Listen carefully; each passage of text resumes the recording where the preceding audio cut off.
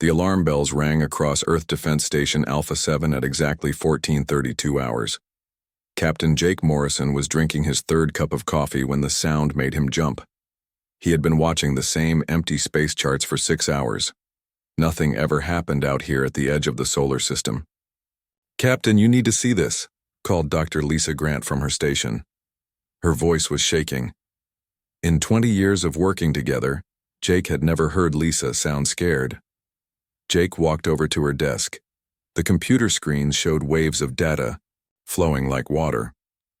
"What am I looking at?" "A signal, sir, coming from deep space."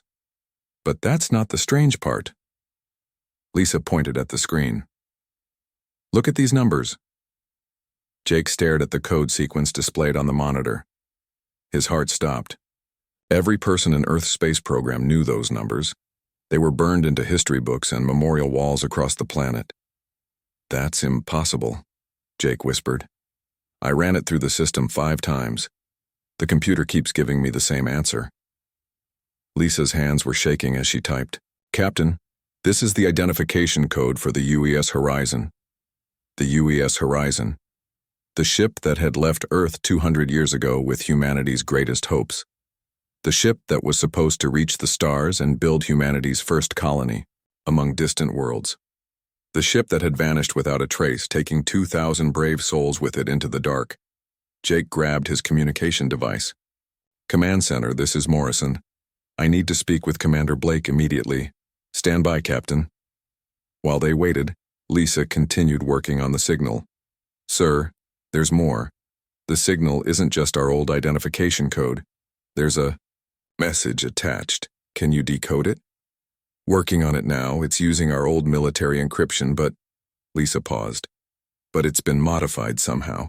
The base code is ours, but there are additions, improvements." Commander Ryan Blake's voice crackled through the speaker. "Morrison, what's your status?" "Sir, we've received a signal. You're not going to believe this, but it's showing identification. Codes for the UES Horizon. Silence on the other end, then..." "That's not possible, Captain. The Horizon was destroyed 2 centuries ago." "That's what we all thought, sir. But the codes are genuine. Dr. Grant has verified them multiple times. I'm sending Admiral Sullivan. Don't discuss this with anyone else until she arrives." 3 hours later, Admiral Kate Sullivan stood in the station's main control room. She was a tall woman with gray hair and serious eyes. Behind her stood 2 other officers Jake didn't recognize. "Show me everything," the Admiral said. Lisa brought up all the data on the main screen. The signal originated from approximately 47 light-years away. That matches the distance to the Horizon's original destination. The signal took 47 years to reach us, which means it was sent recently, Admiral Sullivan finished. "What about the message?" "We decoded it an hour ago." Lisa's voice was barely above a whisper. "It says, 'This is the UES Horizon requesting permission to return home. We have completed our mission and bring gifts for humanity. Captain Rodriguez commanding.'" The room fell silent. Jake could hear his own heartbeat. One of the unknown officers spoke up. "Admiral, this could be an alien trick. We know nothing about what's out there. This could be bait." "Maybe," Admiral Sullivan replied. "But if it's real..." She turned to Jake. "Captain Morrison, how long would it take the Horizon to reach Earth if it left from its destination immediately?" Jake did the math in his head. "With our old technology? About 50 years, ma'am. So if this message is real and if they left right after sending it, we have 50 years to prepare." The Admiral looked at the data again. "Unless they've developed faster ships." Dr. Grant cleared her throat. "Admiral, there's something else. The signal strength suggests the source is much closer than 47 light-years. If I had to guess, I'd say the signal is coming from somewhere in our own solar system." The room became so quiet Jake could hear the station's air recycling system humming. "How close?" Admiral Sullivan asked. "Based on signal strength and clarity? Maybe somewhere near Jupiter's orbit." "And Admiral, the signal is getting stronger." "Admiral," Sullivan closed her eyes for a moment. When she opened them, her expression was grim. "People, if this is real, everything changes. In 200 years, we never tried to reach the stars again. We stayed home, afraid to risk another Horizon. But if our people survived out there, if they learned things we don't know— "What are your orders, ma'am?" Jake asked. "We verify everything. We assume nothing. And we prepare for the possibility that in a few months or years we might meet our own descendants returning from the stars." She paused. "Or we might meet something else wearing their face." Over the next few days, more signals came. Each one was stronger than the last. Each one confirmed what they all feared and hoped. The UES Horizon was coming home, but the ship that appeared on their long-range sensors 3 weeks later looked nothing like the vessel that had left Earth 2 centuries ago. It was bigger, stranger, covered in structures that didn't match any human design. When they tried to count the life signs aboard, the numbers made no sense. The ship that had left with 2,000 people now carried 50,000. Jake stared at the image on his screen. After 200 years of silence, humanity was no longer alone. The question was whether they were about to welcome home their own children or meet something that had consumed them and taken their place. The ship continued its approach toward Earth, and with each passing day the mystery deepened. The first clear image of the UES Horizon appeared on Earth's screens 42 days after the initial signal. Captain Jake Morrison stood with Admiral Sullivan and 50 other officials in the main command center, watching as humanity's lost ship came into view. "My God," whispered Dr. Lisa Grant. "What did they do to it?" The ship was still recognizable as the Horizon, but barely. The original vessel had been a simple cylinder with engine pods and solar panels.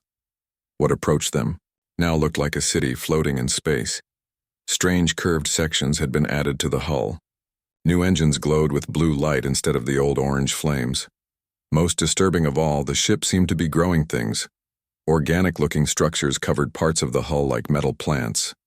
"Are those living?" asked Commander Blake. "Unknown," replied Admiral Sullivan, "but we're about to find out." The communication system crackled to life. A voice spoke in clear English, but with an accent none of them recognized. "Earth Control, this is Captain Danny Rodriguez of the UES Horizon. We request permission to approach Earth orbit." Admiral Sullivan stepped forward. "UES Horizon, this is Admiral Kate Sullivan of Earth Defense Command. We thought you were lost." A pause, then laughter. "Not lost, Admiral. We were delayed. We have much to tell you and much to show you. But first we need to talk. Captain Rodriguez, our records show the Horizon's commanding officer was Captain James Chen. Can you explain?" "Captain Chen was my great-great-grandfather. He died 30 years ago at the age of 147. I am 4th generation, Horizon crew." The room fell silent. 147 years old. That was impossible with Earth's medical technology. "Captain," Admiral Sullivan continued, "our sensors show approximately 50,000 life signs aboard your vessel. You left Earth with 2,000 people. That is correct. We have been busy, Admiral. We have much to explain." Over the next 3 hours, the story came out in pieces. Captain Rodriguez and his crew told Earth about their journey to Kepler 442b. They had arrived safely and found a world that could support human life.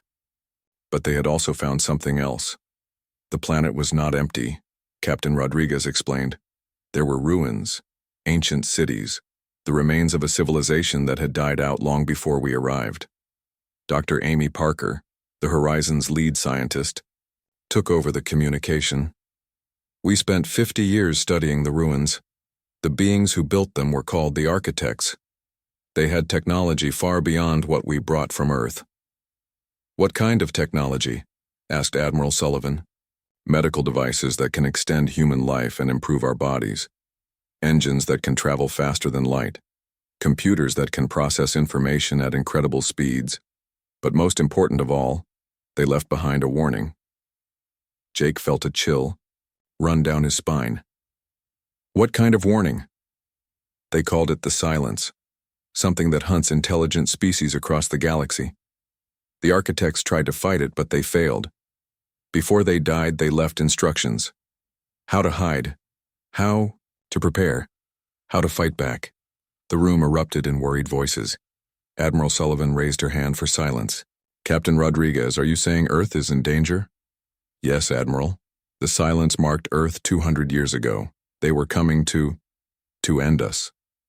The only reason they haven't arrived yet is because we weren't here to trigger their attention. I don't understand, said Commander Blake. Chief Engineer Carl Jensen's voice came through the speaker. The silence hunts spacefaring species. As long as humanity stayed on Earth, you were safe. But the moment we left for the stars, we put Earth on their list. Then why come back, Jake asked. Why not stay hidden? Because we found something the architects never did, said Navigator Beth Collins. We found other survivors, dozens of species hiding throughout the galaxy. And we found something else. Humans are different. Different how? Admiral Sullivan asked. The silence uses a kind of energy to track and destroy civilizations. Most species are like beacons to them. But humans, we're harder to see. We don't know why, but we're naturally resistant to their detection methods. Dr. Parker's voice returned. We've spent the last 50 years preparing. We've enhanced ourselves with architect technology. We've built new ships. We've learned to hide our presence. And we've discovered that humans might be the key to finally defeating the silence. Enhanced yourselves how? Dr. Grant asked. Longer lives, stronger bodies, faster minds. We're still human, but we're more than we were when we left Earth. Admiral Sullivan looked around the room at the worried faces. Captain Rodriguez, what exactly are you proposing? We want to come home, Admiral. We want to share what we've learned. We want to help Earth prepare for what's coming. Because the silence will come eventually. They always do. And if we refuse, then you'll face them alone with technology that's 200 years behind what you need to survive. The communication fell silent for several minutes. Finally, Admiral Sullivan spoke again. Captain, we need time to discuss this. Can you maintain your current position? Of course, Admiral. But don't take too long. Our long-range sensors show movement in the outer galaxy. The silence has noticed that someone is moving around out here. They're starting to search. How long do we have? Maybe 10 years, maybe less. As the communication ended, Jake looked around the room. Every face showed the same expression of fear and wonder. Their lost ship had returned, but it brought news that would change everything. Admiral, Jake said quietly. What do we do? Admiral Sullivan stared at the image of the transformed horizon on the main screen. We listen. We learn, and we pray that our children from the stars are still our children. But even as she spoke, Jake could see the doubt in her eyes. The ship that had returned was beautiful and terrible. The people aboard it claimed to be human, but they had lived for over a century and traveled between stars. Were they still human, or had they become something else entirely? President Helen Carter stood at the window of her office, watching the UES horizon in orbit above Earth. 3 weeks had passed since the ship's arrival, and the world had not stopped arguing about what to do next. Ma'am, they're ready for you, said her assistant. Helen walked into the conference room where the most important people on Earth were waiting. Admiral Sullivan sat next to General Mike Torres, whose face showed his distrust of everything they had learned. Dr. Sam Mitchell, Earth's best scientist, had spent days studying the alien artifacts the Horizon crew had shared. Agent Nicole Weber, from Earth Intelligence, sat quietly in the corner taking notes on everything. What's our status, Admiral? Helen asked. The Horizon crew has been cooperative. They've allowed limited inspections of their ship and shared basic information about their technology. But General Torres has concerns. General Torres stood up. His voice was angry. Ma'am, these people are not human anymore. Our medical scans show they have been changed in ways we don't understand. Their blood is different. Their bones are stronger. Their brains work faster than ours. But they're still our people, Helen replied. Are they? They've been living with alien technology for 2 centuries. How do we know they haven't been controlled or replaced? Dr. Mitchell cleared his throat. Ma'am, I've examined the artifacts they brought. The technology is real and incredibly advanced. The medical devices alone could eliminate most diseases and extend human life by decades. But what, Doctor? The changes to the Horizon crew are permanent. Once someone uses this technology, they can never go back to being a normal human. And there are other concerns. Helen sat down. Explain. The artifacts contain information about the galaxy. There are dozens of intelligent species out there, but most are hiding from this thing called the Silence. According to the data, the Silence has destroyed hundreds of civilizations over millions of years. Agent Weber spoke for the first time. Ma'am, we've verified some of their claims. Our deep space sensors have detected unusual energy signatures in distant star systems. Something is definitely moving out there. What kind of energy signatures? The type that would come from massive ships or weapons, far beyond anything Earth could build. General Torres slammed his hand on the table. This is exactly what I'm talking about. They come here with stories about galaxy-spanning threats and magical technology. It's too convenient. They want us to accept their changes and give up our humanity. Dr. Mitchell shook his head. General, I don't think they have a choice. Yesterday, Captain Rodriguez showed me recordings from their colony world. The planet's surface is covered with the remains of the previous civilization. Entire cities were burned from orbit. Whatever the Silence is, it's real. Helen looked around the room. What do the Horizon people want from us? Admiral Sullivan answered. They want to upgrade Earth's defenses. They want to share their technology and enhance our population. And they want to build new ships using their faster-than-light engines. And in return, they want to stay. They want to be part of Earth again. But they also want us to join them in fighting the Silence. How long before this Silence arrives? Dr. Mitchell consulted his notes. According to their calculations, maybe 10 years. But that's if we're lucky. If the Silence decides to search more actively, it could be much sooner. General Torres stood up again. Ma'am, I recommend we refuse their offer. We survived 200 years without them. We can survive whatever's coming on our own. With what? Dr. Mitchell asked. Our weapons couldn't scratch their ship's hull. Our fastest ships would take decades to reach the nearest star. We're children playing with toys compared to what's out there. Agent Weber added quietly. Our intelligence suggests that several Earth governments are already secretly negotiating with the Horizon crew. If we don't act soon, they might take their offer elsewhere. Helen closed her eyes. The weight of the decision felt crushing. Accept the alien technology and change humanity forever, or refuse and face an unknown threat with inferior weapons. What does Captain Rodriguez say about the risks? Admiral Sullivan replied. He's honest about them. The enhancement process isn't perfect. Some people don't survive it. Others have their personalities changed. But he says the alternative is extinction. And what about the enhanced humans? How different are they really? Dr. Mitchell pulled up a medical report. Their bodies are stronger and heal faster. They can live for over a century and remain healthy. Their minds process information much quicker. But they're still human in the ways that matter. They still have emotions, relationships, families. Families, Helen asked. Yes, ma'am. The 50,000 people on the Horizon aren't just the original colonists. Most are their children and grandchildren.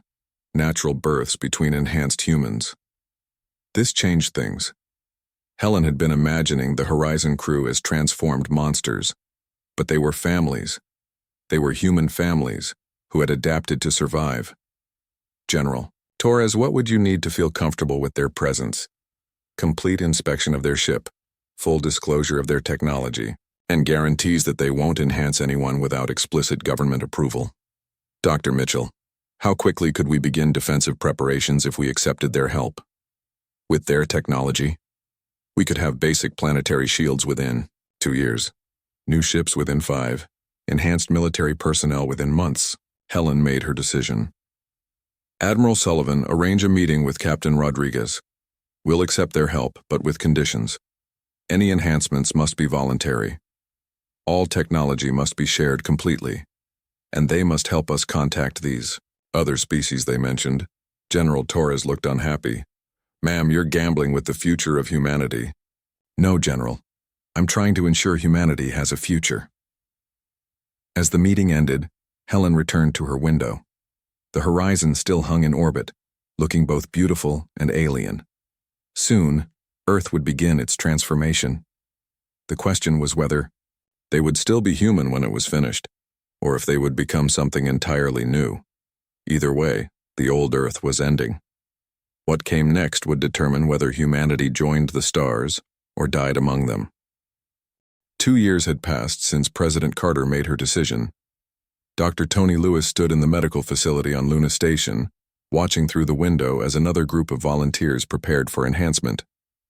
The process had become routine, but it still amazed him every time. "How many today?" asked his assistant. 50 military personnel and 20 scientists, Tony replied. "That brings our total enhanced population to almost 10,000. The enhancement process took place in chambers filled with blue light and strange geometric patterns. The volunteers lay still for 6 hours while alien machines rebuilt their bodies at the cellular level. Most survived. Most came out stronger, smarter, and healthier than any human in history. But some didn't make it. And some came out changed, in ways they hadn't expected. "Dr. Lewis, we have a problem," called one of the technicians. Tony hurried over to the control station. "What's wrong?" "Subject 47. Her readings are off the charts." Tony looked at the monitors. The volunteer was a young pilot named Captain Maria Santos. Her body was accepting the enhancement faster than anyone they had seen before. "Is she in danger?" "I don't think so. But she's not following the normal pattern. Her brain activity is incredible. It's like she's thinking 10 times faster than normal." 6 hours later, Maria Santos opened her eyes. When she sat up, Tony could see immediately that something was different. Her eyes seemed to glow with inner light. "How do you feel, Captain?" Tony asked. Maria looked at him for a long moment before answering. "I feel everything. I can hear the electronic systems throughout the station. I can sense the gravitational fields of nearby planets. Doctor, what did you do to me?" "We enhanced you as requested. But your reaction is unusual." Maria stood up slowly. She moved with perfect balance and grace. "Unusual is one word for it. I can see mathematical relationships in everything around me, the structure of the station, the flow of air through the vents, the orbital mechanics of every object in this solar system. Are you frightened?" "No," Maria said with a smile. "I'm excited. For the first time in my life, I understand how everything fits together." 3 months later, Maria Santos stood on the bridge of humanity's first faster-than-light starship. The vessel had been built using a combination of human engineering and alien technology. It was sleek, powerful, and unlike anything Earth had ever created. "Engineering reports ready for jump," called engineer Paul Adams from his station. Like Maria, Paul had undergone enhancement, though his reaction had been more typical. He was stronger and smarter than before, but still recognizably human. "Navigation confirms course to Alpha Centauri," reported the navigator. Maria looked at the stars ahead of them. "Engage FTL drive." Space twisted around the ship. Stars became streaks of light, then disappeared entirely. For a moment that felt like forever. They existed between dimensions, then suddenly they were somewhere else. "Jump successful," Paul reported. "We are now in the Alpha Centauri system." "Time for the jump?" 37 minutes, the journey that would have taken our old ships 4 years. Maria nodded. This was just the beginning. Earth now had 12 FTL ships under construction. Enhanced. Humans were settling new worlds and building defenses throughout the solar system. But most importantly, they had made contact with the galactic community. "Captain, we're receiving a transmission," the communications officer announced. The main screen lit up with the image of an alien being. It looked somewhat like a large insect, with 4 arms and compound eyes. But when it spoke, its words were warm and welcoming. "Greetings, humans of Earth. I am Ambassador Zethan of the Confederation of Hidden Worlds. We have been waiting for you." "Ambassador," Maria replied, "we're honored to meet you. Captain Rodriguez told us about your people." "Yes, the Horizon crew has been our allies for many years. They told us that humanity possesses unique abilities that could help us all." "What kind of abilities?" "You resist the silence better than any species we have encountered. Your enhanced individuals can move through space almost invisibly to their sensors. We believe humans could be the key to finally fighting back. Over the following months, Earth's transformation accelerated. Enhanced humans established colonies on dozens of worlds. They built hidden bases throughout the galaxy. Most importantly, they began training other species in human techniques for avoiding the silence. Diplomat Rachel Young had been one of the first volunteers for enhancement. Now she stood in a vast space station orbiting a distant star, surrounded by representatives from 40 different alien species. "The situation is worse than we thought," said Ambassador Zathan.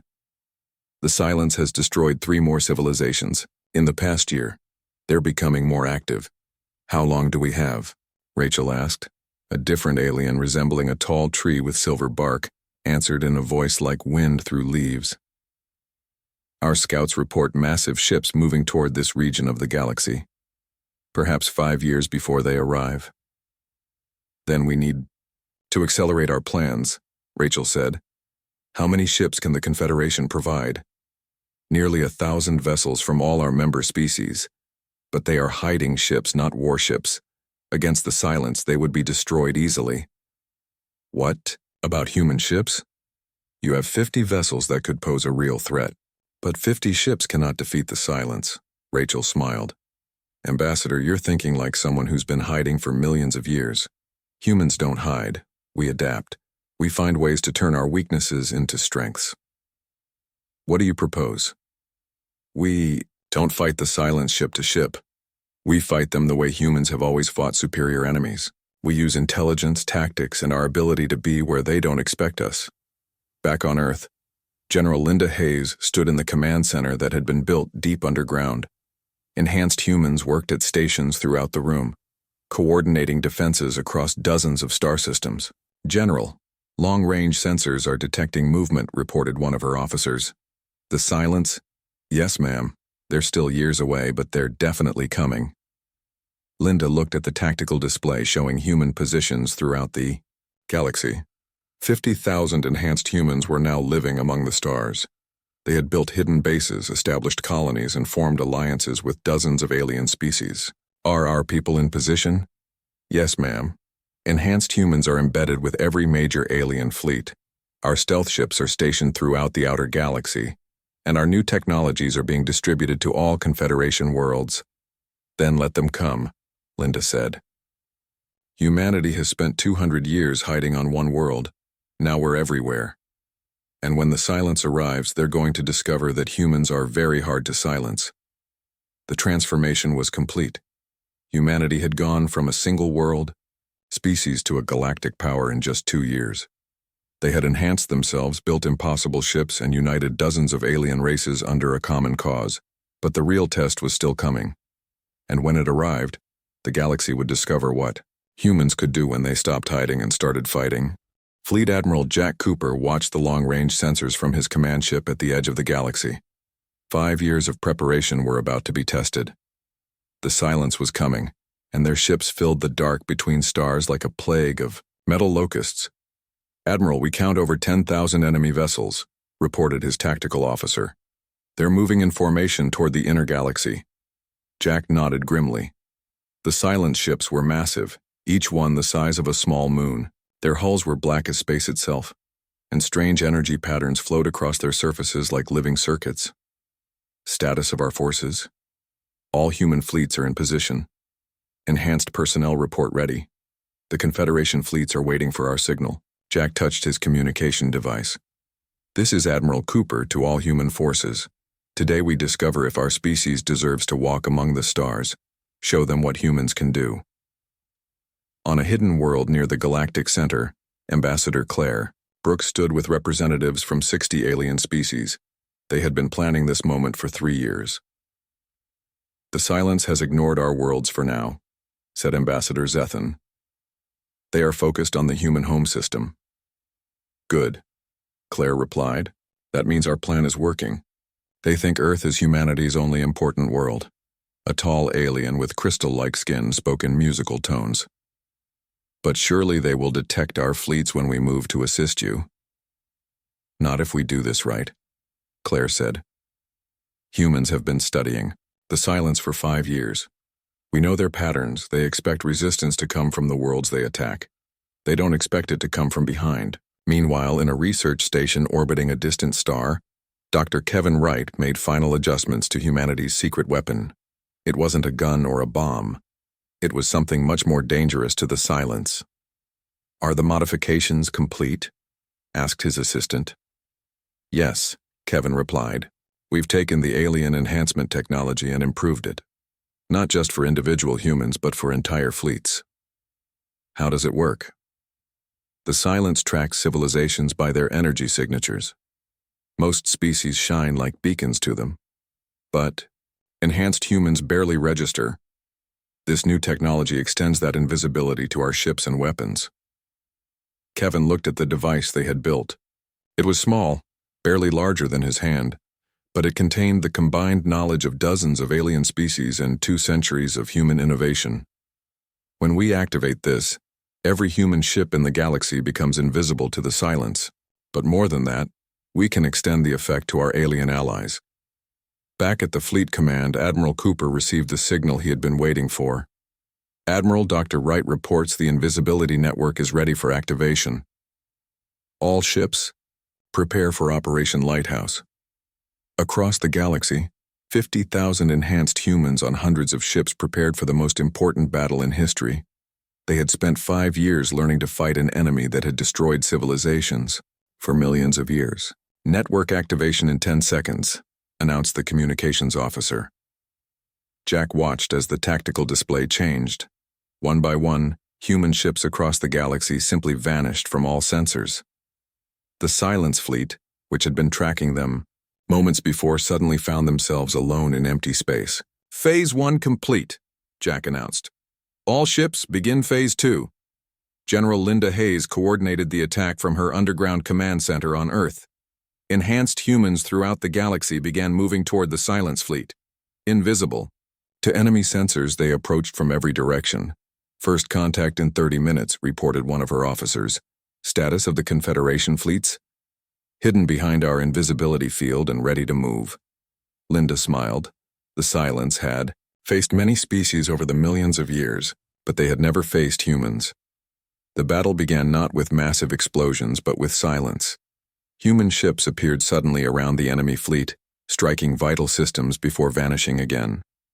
The Silence ships, designed to fight conventional battles, found themselves unable to target enemies they couldn't see. But the real surprise came when the alien fleets attacked. Protected by human invisibility technology, ships from 60 different species struck the Silence from directions they never expected. "Enemy formation is breaking apart," reported Jack's tactical officer. "They're trying to retreat." "Don't let them," Jack ordered.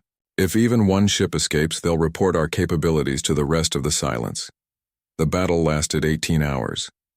When it ended, 10,000 Silence ships had been destroyed or captured. Not a single enemy vessel escaped. But more importantly, something else had happened during the fight. The alien species that had been hiding for millions of years had seen the Silence defeated. They had watched humans lead them to victory against an enemy they thought was invincible. 6 months later, Ambassador Claire Brooks stood in the largest space station ever built.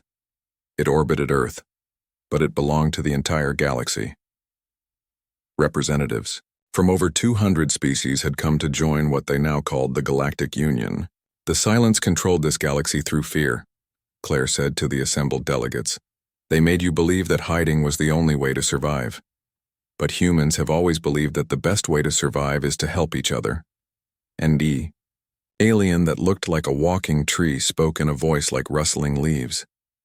"The humans have given us something we lost long ago. Hope. More than that," said another delegate. "They have given us a future." Back on Earth, President Helen Carter stood in her office looking up at the stars. The planet that had once been alone in the universe was now the capital of a galactic civilization. Jake Morrison, now enhanced and serving as Earth's orbital defense coordinator, joined her at the window. "Do you ever regret the decision?" Jake asked. "Which one? Accepting the Horizon crew? Agreeing to enhancement? Fighting the Silence?" "All of it. We're not the same species that sent out that first colony ship 200 years ago. Helen smiled. No, we're not. We're better. We're stronger. And for the first time in human history, we're not alone. Above them, ships from 100 worlds moved through Earth's orbit. Human children played alongside alien youngsters in orbital gardens. Enhanced humans worked side by side with beings from across the galaxy to build a better future for everyone. The lost ship had returned, bringing with it not just technology and warnings, but the key to humanity's greatest achievement. They had not just survived the transition to a galactic species, they had become the species that helped everyone else make the same leap. Humanity's next chapter was beginning, and it was bigger than anyone had ever imagined.